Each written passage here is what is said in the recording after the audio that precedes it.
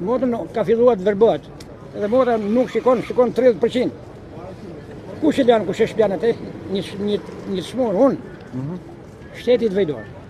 Se ne ne menuar me shuna zile kështu me këto, po. Atë në atë kushte ku është ajo ka të vështirë, po. Sepse ka mos mendore. Nëse shteti do me vra, që më jap jarë me shteti, mu ta vrasun.